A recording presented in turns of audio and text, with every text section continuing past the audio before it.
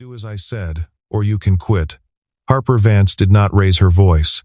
She did not need to. The control room went silent. 40 engineers frozen mid-motion, machines humming behind them like an audience holding its breath. Emmett Hargrove looked at her for a long moment, said nothing, then closed his laptop. He did not argue. He picked up the black folder beside his keyboard and stood, the chair rolling back an inch on its own. Nobody moved to stop him. Nobody understood. Yet, what he was actually carrying out the door, if you have ever watched someone walk away and known, somehow, that you were the one who was wrong, stay with this one until the end. 2 weeks earlier, Pittsburgh had not yet turned cold enough for Emmett Hargrove to wear the jacket that still hung, unworn, by his front door. It had belonged to his wife, a habit rather than a garment, kept because Georgia liked to see it there when she left for school. He made oatmeal at 6 every morning, packed her lunch in the same blue box, checked her backpack for the folder that needed signing, and drove 11 minutes to Ironbridge Systems, where his badge read Senior Maintenance Technician, and nobody asked what that title used to mean. Georgia was 8, sharp in the way children get when they have learned early that adults can disappear without warning. She did not remember her mother, not really, only a smell of lavender soap and a photograph Emmett kept on the refrigerator, curling slightly at one corner from 3 years of steam. He never told her more than she asked. She never asked much. That was the arrangement they had built together, quiet and workable, like most of what Emmett built. The house itself told the same story. A workbench in the garage with every tool hung in its outline. A calendar on the kitchen wall with George's soccer practices circled in blue marker, nothing else on it. He had learned, the hard way, that a life could be run on very little if a person was willing to do the same small things at the same small times, every day, without asking whether that was enough. At Ironbridge, the arrangement was different. Harper Vance had inherited the company 9 months earlier, after her father Walter Vance collapsed at his desk on a Tuesday afternoon and never woke up. She had spent those 9 months in rooms full of men who had known her father longer than they had known her, nodding at things she was expected to already understand, learning to read a balance sheet the way other people learn a second language. Late at night, badly, alone, Sterling Reed Holdings wanted to acquire Ironbridge's Control Systems division, and the acquisition came with a deadline. Full migration of the plant's safety architecture within 10 days, verified and signed off before the buyer's technical team arrived to inspect it. The number 10 had followed Harper into 3 consecutive nights of sleep that never quite arrived.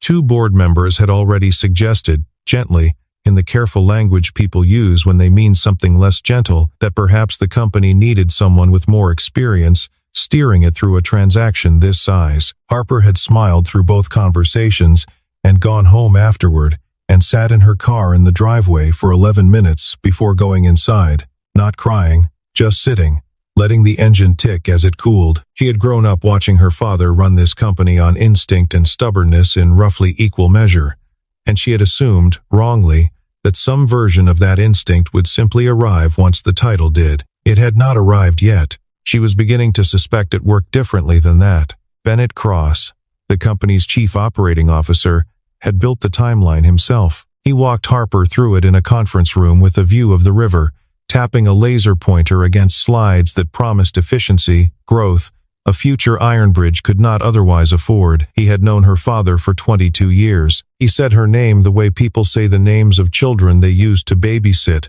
familiar and faintly condescending.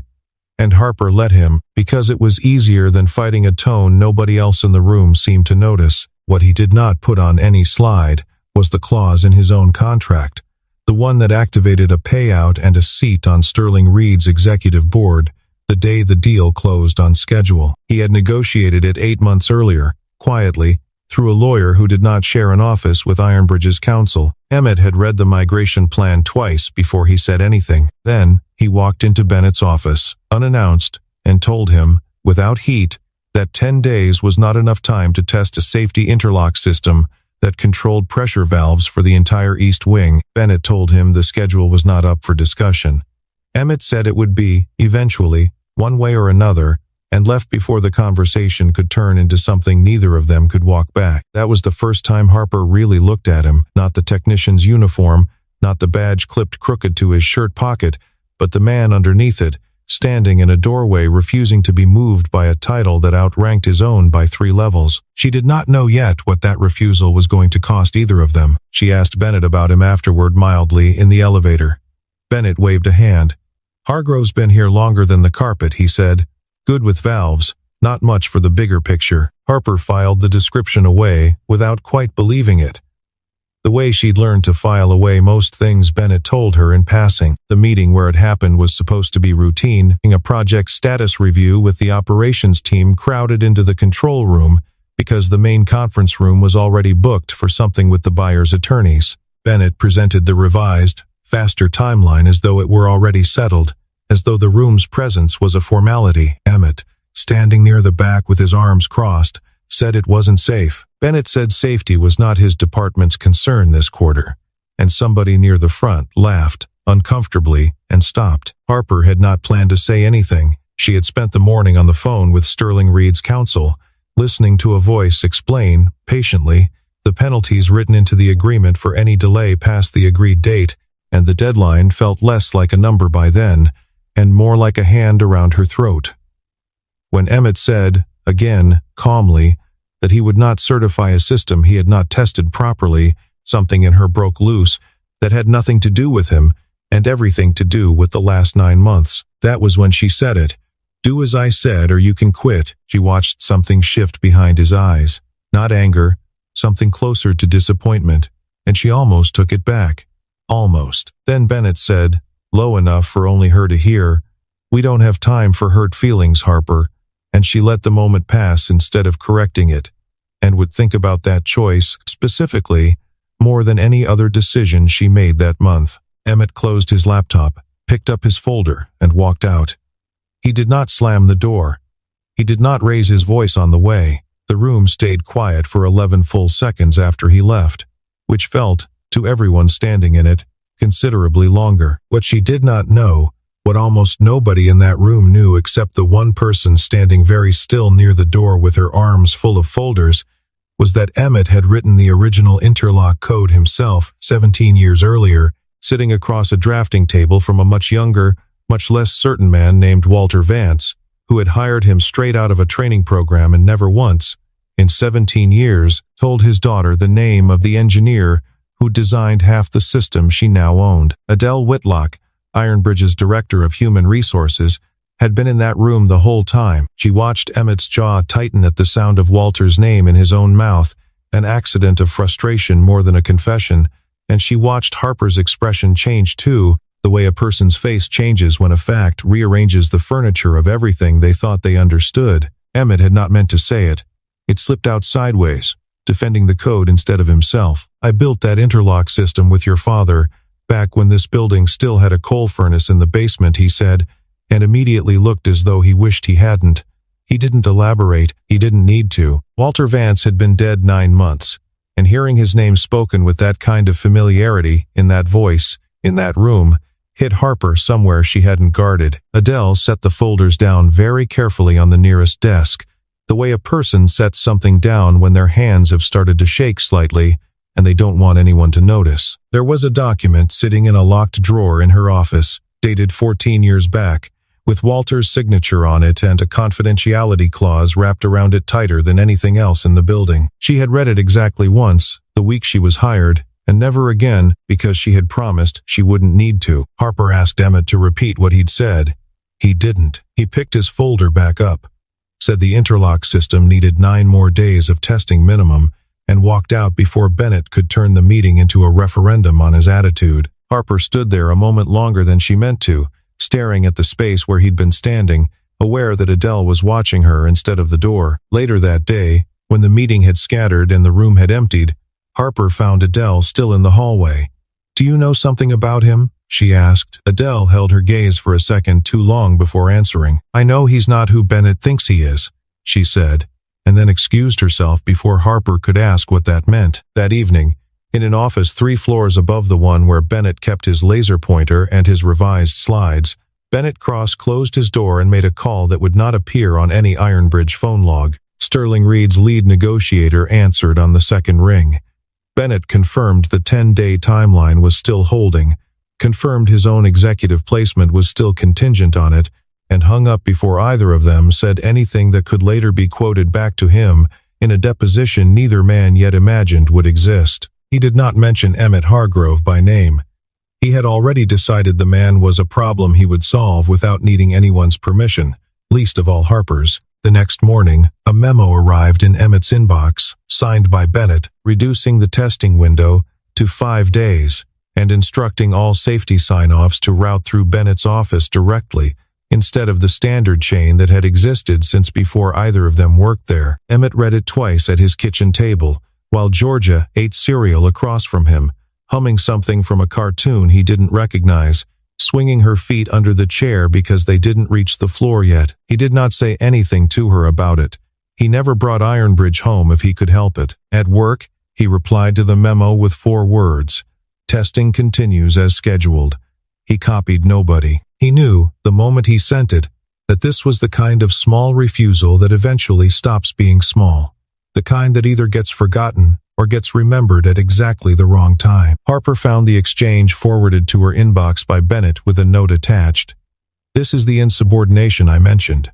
She read Emmett's 4 words 3 times. They didn't read like insubordination to her. They read like a man standing exactly where he'd said he would stand, and refusing to be talked into standing anywhere else. She almost walked down to the control room floor to talk to him directly. She got as far as the elevator before Bennett caught her in the hallway with 2 board members trailing behind him, already talking about quarterly projections, and the moment closed over like water closing over a stone. That night, Emmett stayed late running diagnostics nobody had asked him to run, checking valve responses against decade-old baseline data, because the new schedule didn't allow for a second look, and he intended to give it one anyway, alone, on his own time, with the plant floor lights dimmed to half, and the hum of machinery the only company he had. Harper stayed late too, 2 floors up, staring at a spreadsheet Bennett had built to justify the accelerated timeline, and finding, for the first time, a column of numbers that didn't add up the way they should have. She didn't know what she was looking at yet. She only knew it made her uneasy in a way the deadline itself hadn't. The particular unease of noticing a door left slightly open in a house she'd thought was locked. Georgia's school held a Friday assembly that week, the kind with construction paper decorations, and a stage too small for the choir crowded onto it, risers creaking under 20 pairs of restless feet. Emmett sat in a folding chair near the back, phone silenced, watching his daughter mouth the words to a song about kindness she'd been practicing in the shower for a month, off-key, and completely unbothered by it. Afterward, she handed him a drawing she'd made in art class of their house with 3 stick figures standing in front of it, one of them wearing a triangle skirt that Georgia explained, very seriously, was supposed to be her mother, even though she'd never seen her wear one, only imagined it from the photograph on the refrigerator. Emmett folded it carefully into his jacket pocket. He did not cry in front of her. He waited until she'd fallen asleep in the back seat on the drive home, streetlights sliding across her face in slow orange bands, and then he let himself feel the whole week for about 90 seconds before he put it away again. The way he put most things away, folded small enough to carry without anyone noticing the weight. Back at Ironbridge, Harper had asked one of the finance analysts, quietly, after hours, to pull the full Sterling Reed contract package, not just the summary Bennett had circulated to the board. The analyst hesitated before agreeing, glancing toward Bennett's office door, as though it might hear them through 2 floors and a hallway. Harper didn't ask why he hesitated. She already suspected the answer. The next Tuesday, standing at the East Wing control panel, running a pressure test Bennett hadn't authorized, Emmett found a fault in the secondary shutoff valve that the accelerated schedule would have missed entirely. It was small, the kind of flaw that sits quietly for months until it isn't small anymore. A hairline stress fracture in a housing seal that had another 18 months of rated life left in it under normal load, and considerably less under the load Bennett's new schedule would put on it. He documented it, photographed it from 3 angles, and sent the report through the standard safety channel instead of Bennett's office, exactly as the old protocol required, and exactly as the new memo forbade. Harper received a copy, because the old protocol still sieved her by default and nobody had thought to change that yet. She read it standing in her kitchen at 11 at night, coffee gone cold beside her laptop, the report's clinical language doing nothing to soften what it actually described. She understood, finally, what the 4 words had meant. Testing continues as scheduled. He hadn't been defying her. He'd been protecting something she hadn't known was at risk, something with her father's fingerprints all over it, whether she recognized them yet or not. She thought about walking it down to Bennett's office herself the next morning. She thought about a lot of things that week that she didn't end up doing, and lay awake longer than usual wondering why that had become such a habit lately. Georgia had a loose tooth that week, and she spent most of dinner working it back and forth with her tongue, narrating the process in careful detail while Emmett tried to eat around her commentary. He told her not to force it. She told him she was not forcing it, she was helping it along, which was different, and he let the distinction stand, because arguing with an 8-year-old about dental philosophy felt like the one fight he could afford to lose that week. Later, after she'd gone to bed, he sat at the kitchen table with the fault report open on his laptop, reading it again as though a 4th pass might reveal something the first 3 hadn't, and found nothing new, only the same small crack in the same seal, patient, and unimpressed by how much noise it was about to cause. Bennett heard about the fault report before Harper had finished her coffee the next morning. He called it a stunt over breakfast with 2 board members, told them Emmett Hargrove was manufacturing delays out of some grudge nobody could name, painting a picture of a disgruntled technician settling old scores on the company's dime. By the time Harper arrived at the office, the narrative had already taken a shape she hadn't chosen and couldn't easily unmake. She pulled Emmett into a private meeting that afternoon, the 2 of them alone for the first time since the control room. The door closed against a floor full of people pretending not to watch through the glass. She asked him, plainly, if the fault was real. He said yes. She asked if it could wait 9 more days. He said no, not safely, not with the load the new schedule would put on it. She asked why he hadn't just done what she'd told him to do, why he'd chosen the memo she hated writing over the orders she'd actually given. He looked at her for a long moment before answering, the kind of look that made her feel, briefly, like the only other person in the building. Because you'd have had to live with what happened if I did, he said, and I don't think you'd have forgiven either of us for it. Nothing about the sentence was warm.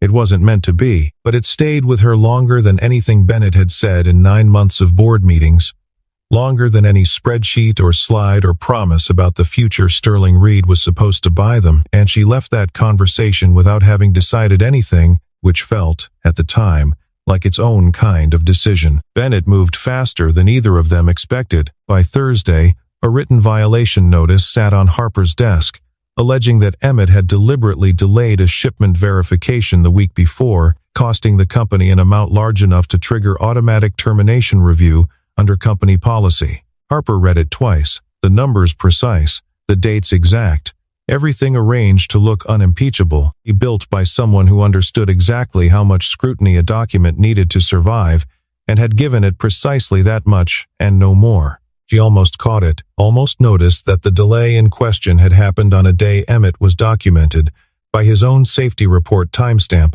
running the diagnostic Bennett himself had originally requested before the schedule changed. But the board meeting was in 20 minutes, and Bennett was already standing in her doorway, telling her the vote on Sterling Reed depended on showing the buyer's team that Ironbridge could enforce its own standards, that hesitation now would read as weakness to people who were already nervous about the deal. She signed the termination that afternoon, pen moving faster than her better judgment, and did not let herself think about it as she did, the way a person avoids looking directly at something too bright. Word traveled through the building before Emmett's supervisor even called him upstairs. By the time he reached the office, half the floor already knew, watching him from behind monitors they pretended to be working at, conversations dying as he passed. He listened to the explanation without interrupting, collected the folder he'd been carrying all week, the one with George's drawing still tucked inside it, and walked out through the same doors he'd walked out of 2 weeks earlier, except this time nobody expected him back, and the silence that followed him out was heavier than the first one had been. Harper watched from the glass-walled office above, the same view Bennett liked so much, and said nothing to stop him. She told herself it was out of her hands now, that the process had simply run its course the way processes were supposed to. She did not entirely believe it, and stood at the window longer than the moment required, watching the parking lot until his truck pulled out and disappeared past the gate. Adele had joined Ironbridge 14 years earlier as a junior personnel coordinator and hired by Walter Vance himself in an interview that had lasted 11 minutes and consisted mostly of him asking whether she could keep a secret without needing to know why. She had said yes, mostly because she needed the job, and had spent the next 14 years discovering that Walter meant it literally, that the folder he handed her that first month was meant to sit in a drawer indefinitely, unopened, unmentioned.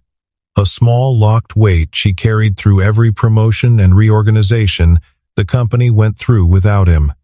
She had never once regretted agreeing to it. She had, more than once, wondered what would happen the day it finally mattered. That evening, 3 floors above the empty control room, Adele Whitlock's phone rang. The number belonged to a law firm in Philadelphia she recognized immediately, because she had spoken to them exactly once, 14 years earlier, when Walter Vance had them draw up a trust document she'd been asked to safeguard and never mention again for as long as she worked at Ironbridge. The attorney on the line explained, carefully, that Ironbridge's merger due diligence process required full disclosure of any shareholder holding more than 10% of company equity, and that this notice requirement had just been triggered by Sterling Reed's own legal team, combing through corporate records nobody at Ironbridge had thought to check first. Adele sat very still after she hung up, phone still warm in her hand. The confidentiality clause she had guarded for 14 years contained, buried in its final paragraph, a single exception. It dissolved automatically the moment a material corporate transaction required disclosure of the trust's beneficiary. That moment, according to the attorney, had already arrived, 2 days too late for the man it concerned most. She did not sleep much that night, running the timeline backward in her head, wondering if 14 years of silence had cost someone something it shouldn't have. In the morning, she asked Harper for 15 minutes, closed the office door behind her, and set a folder on the desk that had been sitting in a locked drawer since before Harper had finished college. Harper opened it expecting something related to Bennett's spreadsheet, the numbers that still hadn't added up in her head. Instead, she found her father's signature, a trust agreement dated the year she'd graduated, and a name she had just watched walk out of the building the day before. Emmett Hargrove holds 12% of Ironbridge Systems, Adele said, keeping her voice level with visible effort. Your father set it up himself 14 years ago. He never told anyone, including Emmett, until the trust matured on its own schedule. It matured last spring. Nobody was supposed to know until it did. Harper read the document twice, the way she seemed to read everything important lately, as though a second pass might soften what the first had already made true. Her father had trusted this man with a piece of the company he'd built from a single machine shop on the north side, back when the whole operation fit in a building a quarter this size. Her father had never told her, and she had signed his termination less than 24 hours earlier over a report she hadn't had time to question properly. She asked Adele why he hadn't told her himself that day in the control room when he mentioned Walter's name. Adele shook her head slowly. He wasn't protecting the shares, she said. I don't think he even thinks about them, honestly. I think he was protecting the interlock system. That's the only thing he ever raised his voice about in 17 years, and even then, he didn't really raise it. Harper sat with that for a long moment, hands flat on the desk to keep them from shaking. Then she asked where he lived, and Adele told her, and neither of them said anything else about it, because there wasn't anything left to say that the folder hadn't already said better. Bennett, informed within the hour that the shareholder disclosure had gone through, understood immediately what it meant for the vote he needed, pushed through before anyone could organize opposition against him. He moved the emergency board session up 2 days, citing the buyer's own impatience as justification, and made certain the agenda item covering shareholder consent for material transactions was worded vaguely enough that most of the board wouldn't think to ask who exactly still held a stake large enough to matter. Harper drove to the address Adele gave her that same evening, a modest house on a quiet street, with a jacket hanging visible through a window by the front door, porch light already on though the sun hadn't fully set. Georgia answered before Emmett reached the hallway, 8 years old and unbothered by strangers, informing Harper with total confidence that her father was in the kitchen and that dinner was almost ready if she wanted to stay, as though this were the most ordinary offer in the world. Emmett appeared behind his daughter a moment later, wiping his hands on a dish towel, and the easy warmth in his face flattened slightly when he recognized who was standing on his porch. "Georgia," he said, "go wash up for dinner." She went, glancing back once, curious, before disappearing down the hall. Harper apologized before he could say anything. It came out plainer than she'd planned. No cushioning, no version of events that made her look better than she'd actually been. She told him about the trust, about her father, about the fault report that should have cleared him, and hadn't because nobody had given it the 20 minutes it needed. Emmett listened without interrupting, the same way he'd listened to his own termination notice 2 days earlier, arms crossed loosely, not defensive so much as tired. "I don't want the 12%, he said finally, once she'd finished. "I never asked for it, and I'm not going to start using it now just because it's convenient. What I wanted, 2 weeks ago, was for someone to believe me about the valve before it turned into a headline. That's all I ever wanted out of any of this." Georgia, halfway through setting a third plate at the table without being asked, glanced between them and said nothing, the way children do when they understand more of a room than adults expect them to.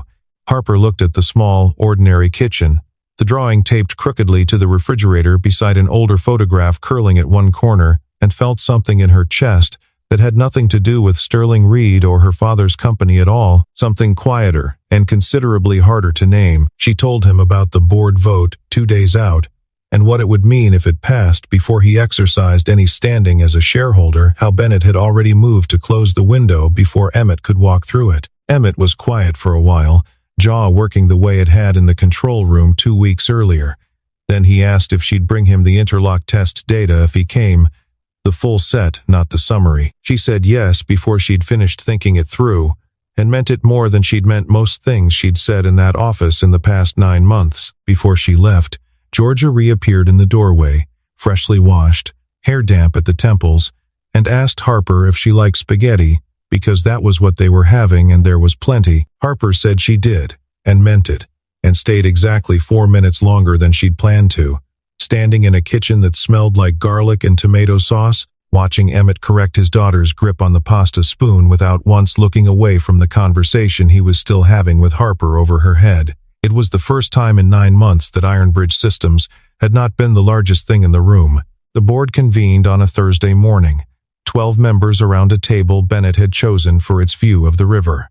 The same view he'd used to sell the original timeline 2 weeks earlier, sunlight cutting flat across the polished wood. He opened with confidence, citing the buyer's schedule, the momentum already built, the risk of losing the deal entirely if Ironbridge appeared unable to make decisions under pressure, the story he'd been rehearsing since the moment he heard about the disclosure. Emmett walked in 7 minutes after the meeting began, Harper beside him, Adele trailing with a folder of her own, 3 sets of footsteps that silenced the room faster than anything Bennett had said in the previous 7 minutes combined. Bennett's expression did not change immediately. It changed when Harper introduced Emmett, not as a former employee but as a shareholder entitled, under the very trust agreement Bennett's own legal team had just triggered, to a voice in any vote involving asset transfer of this size. What followed took less time than Bennett had clearly hoped it would. Emmett laid out the fault report, the time-stamped diagnostic, the termination notice built on numbers that didn't match his own documented location that day, setting each document on the table,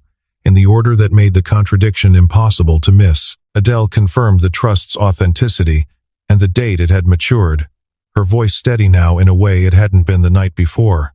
Harper, watching Bennett's composure fracture across the table, produced the spreadsheet she'd found weeks earlier, the column of numbers that hadn't added up, now cross-referenced against a Sterling Reed executive offer letter Adele had found buried in the same discovery documents that surfaced the trust, a letter with Bennett's name, and a start date contingent on deal closure written in language nobody could later claim was ambiguous. Bennett tried, briefly, to argue his way through it, calling the offer letter routine, calling the fault report a misunderstanding blown out of proportion by people who didn't understand engineering timelines. He reminded the board, twice, how close they were to losing the deal entirely, how a delay now would signal instability to a buyer already nervous about the transition, how none of this would matter in 6 months, if Sterling Reed walked away because Ironbridge couldn't manage a boardroom disagreement without falling apart. For a moment, watching 2 of the younger board members glance at each other, he seemed to think it might still work.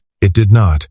Nobody at the table believed him by the time he finished the sentence, and one of the older board members, a woman who had served alongside Walter Vance for over a decade and remembered exactly what kind of company he'd meant to build, asked him flatly whether he intended to keep talking or let the room vote. The board voted 9-3 to suspend him pending a full review, and 2 security staff walked him out through the same doors Emmett had walked through twice already. At the door, he turned back long enough to tell Harper she'd regret choosing a maintenance technician over the deal that would have saved the company's future, his voice carrying down the hallway after the door had already started to close.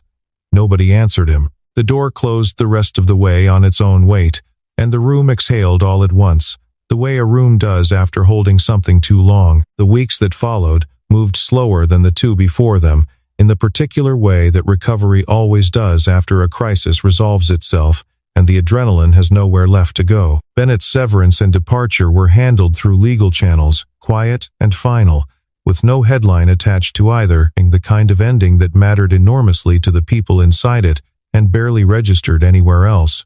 The Sterling Reed deal was renegotiated on a longer, safer timeline, the interlock system tested properly this time, certified without a single shortcut, exactly the way Emmett had said it needed to be from the very first meeting. Harper offered him his position back within the week, not the one he'd left, but a new one, Director of Systems Integrity, with a salary and an office that matched what he'd actually been doing under a smaller title for longer than anyone at Ironbridge had understood or bothered to ask about. He accepted on the condition that George's school pickup stayed non-negotiable, 3:15 every day, no exceptions for board meetings or buyer visits or anything else the job might eventually ask of him. Harper agreed without needing to think about it, and meant that too. She stood in front of the full staff 2 days later and said, without hedging, that she had been wrong, that the fault report had been false, that the man she'd told to do as she said or quit had been the only person in that room actually protecting the company from a mistake that could have cost far more than a deadline. Emmett stood near the back, arms crossed the same way they'd been the day this started, and said nothing, though something in his face had changed since then, something less braced than before, something closer to the way he looked at Georgia across the kitchen table on ordinary mornings. Months passed the way they do, when nobody is watching for the exact moment things shift. Emmett and Harper found themselves in the same rooms often, technical reviews mostly, occasionally a lunch neither of them had planned that stretched longer than either expected, and conversations that wandered away from valves and schedules into territory neither of them named out loud. Georgia started asking casually whether Harper would be at dinner on Fridays, and Emmett stopped correcting her when she did, stopped pretending the question needed correcting at all. Adele watched it happen from her office down the hall, satisfied in a way that had nothing to do with corporate compliance, and told no one, the way she'd kept quiet about things for 14 years already, and had gotten by now rather good at it. Georgia lost the tooth eventually on a Wednesday over a piece of toast, and insisted on showing it to Harper the next time she came by, holding it up between 2 fingers with the particular pride children reserved for small violent achievements. Harper admired it appropriately, gravely, the way the moment seemed to require, and Emmett watched the 2 of them from across the kitchen, with an expression he didn't bother trying to arrange into anything more careful than what it actually was. Nobody made an announcement. There wasn't a moment either of them could point to and call the beginning. It simply accumulated, the way trust does when it isn't rushed, one small ordinary evening at a time, one dinner and then another, one Friday that became most Fridays, until the accumulation was simply the shape of their lives, and neither of them could remember exactly when it had started being that way. On a late afternoon in October, the 2 of them stood by the window of the office that used to be Bennett's, the city going gold and then gray as the sun dropped behind the bridges the company was named for, the river catching the last light in long orange threads. Harper didn't say anything about the 12%, or the trust, or her father, who would have liked this view, she thought, though maybe not as much as the 2 people standing in front of it now liked it. Neither of them had been looking for this. Neither of them looked away.